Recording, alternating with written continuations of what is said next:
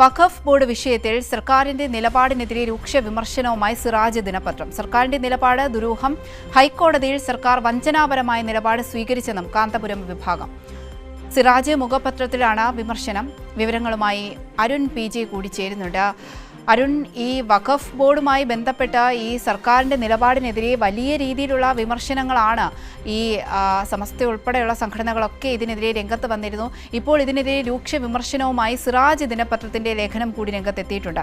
അതായത് സർക്കാർ B J P അനുകൂല നിലപാട് കോടതിയിൽ സ്വീകരിച്ചു എന്നാണ് ഇപ്പോൾ വരുന്ന ആരോപണം. അതായത് ഈ ഷോൺ ജോർജ് നൽകുന്ന ഹർജി അതിനെ സർക്കാർ അനുകൂലിച്ചു എന്നാണ് നിലവിൽ നിലനിൽക്കുന്ന ആരോപണം. എന്താണ് അവധിക? ഈ വഖഫ് ബോർഡ് വിഷയത്തിൽ മുസ്ലിം സംഘടനകളുടെ പ്രതിഷേധം തുടരുക തന്നെയാണ്. അത് ഈ മുസ്ലിം ലീഗിനകത്ത് തന്നെ വലിയ രീതിയിലുള്ള അതൃപ്തി ഇക്കാര്യത്തിൽ ഉണ്ടായിരുന്നു. കാരണം ഇന്നലെ മുസ്ലിം ലീഗിന്റെ സംസ്ഥാന കമ്മിറ്റി കോഴിക്കോട് ചേർന്നിരുന്നു. അതിനുശേഷം കുഞ്ഞാലിക്കുട്ടി മാധ്യമങ്ങളെ കണ്ടപ്പോൾ ചോദ്യം ഇതുമായി ബന്ധപ്പെട്ട് ഉയർന്നു വന്നു. അപ്പോൾ അദ്ദേഹം പറഞ്ഞത് കോടതിയുടെ പരിഗണനയിലുള്ള വിഷയമായതിനാൽ പഠിച്ചതിന് ശേഷം മാത്രം നിലപാട് എന്നുള്ളത് തന്നെയാണ് ഇതിൽ പറഞ്ഞിട്ടുള്ളത്. ഇതിൽ കൃത്യമായ ഒരു മറുപടി പറയാൻ കുഞ്ഞാലിക്കുട്ടിയുമായിട്ടില്ല. മുസ്ലിം ലീഗിന് ശേഷം മറ്റ് അവരുടെ തന്നെ യുവജന സംഘടനകളും ഇക്കാര്യത്തിൽ സമസ്ത ഉൾപ്പെടെയുള്ളവർ ഇക്കാര്യത്തിലുള്ള പ്രതിഷേധം ഉയർത്തിയിരുന്നു. ഇതിന് പിന്നാലെയാണ് ഇപ്പോൾ കാന്തപുര വിഭാഗവും സംസ്ഥാന സർക്കാരിനെതിരെ രൂക്ഷ വിമർശനവുമായി രംഗത്ത് വന്നിട്ടുള്ളത്. സിറാജ് ദിനപത്രത്തിന്റെ എഡിറ്റോറിയലിലാണ് ഇതുമായി ബന്ധപ്പെട്ടുള്ള ലേഖനം ഇപ്പോൾ പുറത്തു വന്നിട്ടുള്ളത്. വഖഫ് ബോർഡിൽ സംസ്ഥാന സർക്കാരിന്റെ നിലപാട് ദുരൂഹമാണ് എന്നുള്ളത് തന്നെയാണ് ആ ലേഖനത്തിൽ പറഞ്ഞിരിക്കുന്നത്. ഈ വിഷയത്തിൽ BJP സംസ്ഥാന വൈസ് പ്രസിഡന്റ് ഷോൺ ജോർജിന്റെ ഹർജിയിലെ ആവശ്യത്തോട് അനുകൂല നിലപാടാണ് സംസ്ഥാന സർക്കാർ തീരുമാനിച്ചിരിക്കുന്നത്.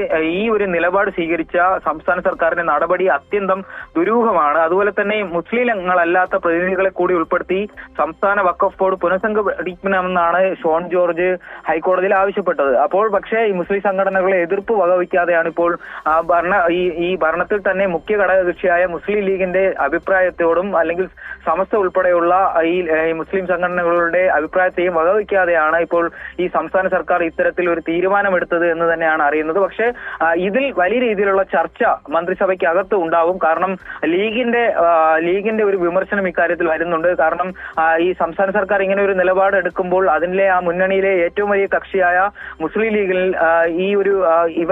ഇവരുടെ സമുദായത്തിൽ തന്നെ എതിർപ്പ് ഉണ്ടാവുക സ്വാഭാവികമാണ്. അതുകൊണ്ട് തന്നെയാണ് കുഞ്ഞാലിക്കുട്ടി ഇക്കാര്യത്തിൽ കൂടുതൽ ഇന്നലെ പ്രതികരിക്കാത്തതും. ഇതിന് പിന്നാലെയാണ് ഇപ്പോൾ കാന്തപുര വിഭാഗവും ഇക്കാര്യത്തിൽ ഒരു രൂക്ഷ വിമർശനവുമായി വന്നിരിക്കുന്നത്.